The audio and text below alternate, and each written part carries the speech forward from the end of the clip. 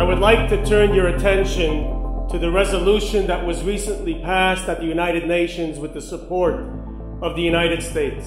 At the time, I was in Israel, Jerusalem, with my family, standing at the place that has been the focus of Judaism's deepest yearnings, the Kotel HaMaravi, the Western Wall. A rabbi came over to me and said, "Do you realize that with this resolution, they are attempting to take away Judaism's holiest site?"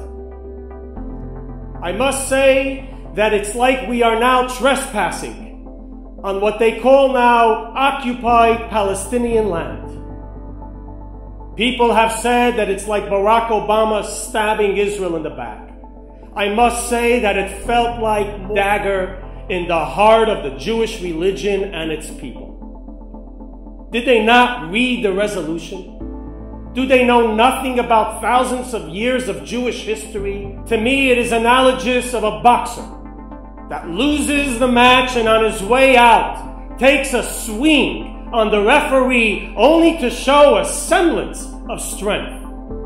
Barack Obama on a foreign front has been humiliated by Putin and the Russians, humiliated by a Christian genocide that has been taking place in the Middle East for the last several years, humiliated that 500,000 people in Syria have been slaughtered under his watch, and the red lines that he drew in the sand meant nothing.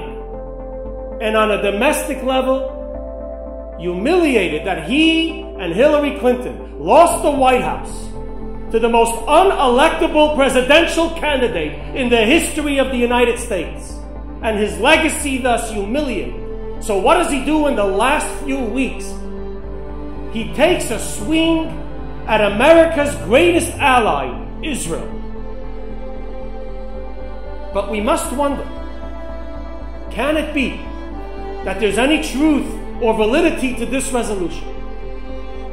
Or as the Secretary General of the United Nations put it succinctly, is it possible, he asked, that Israel is right and the whole world is wrong? And I am here to tell you that Israel is right and the world is wrong. And it has been true then and it is true today. And when Pope John Paul stood up, live television broadcast in front of 1 billion Christians, and he apologized for 18 centuries of the church's anti-Semitism towards the Jewish people through persecutions, through inquisitions, through pogroms, through the hate espoused. In the shameful past, he declared that the world was wrong. And when he later stood at the Kotel HaMaravi, the Western Wall, and he offered the prayer, and he asked that the Jewish people who are the children of Abraham, Isaac, and Jacob, declaring them the chosen people of Israel, he too declared that Israel was right and the world was wrong. The world forgets.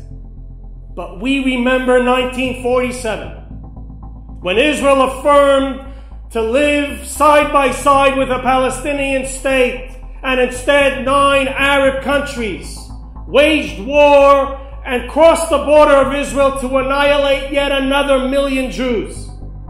The world was wrong and Israel was right.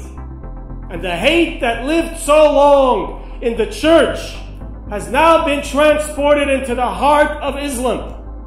A poison that is within the Palestinian people. And anyone who believes that the core of this conflict is based on residential housing that is being built in Judea and Samaria is either in denial or a complete fool. God in the Genesis of time took the people of Israel and promised them the land of Israel as an everlasting covenant.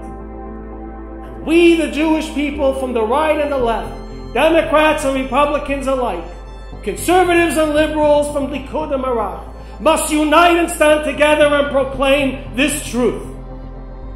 And we mustn't be afraid to say it. When the question is asked, why would a Jew live anywhere in Israel? The answer must be with an upright sense of truth. Because the Jewish people are the people of Israel. We are the children of Israel, the Bnei Yisrael, and you cannot remove a child from its home.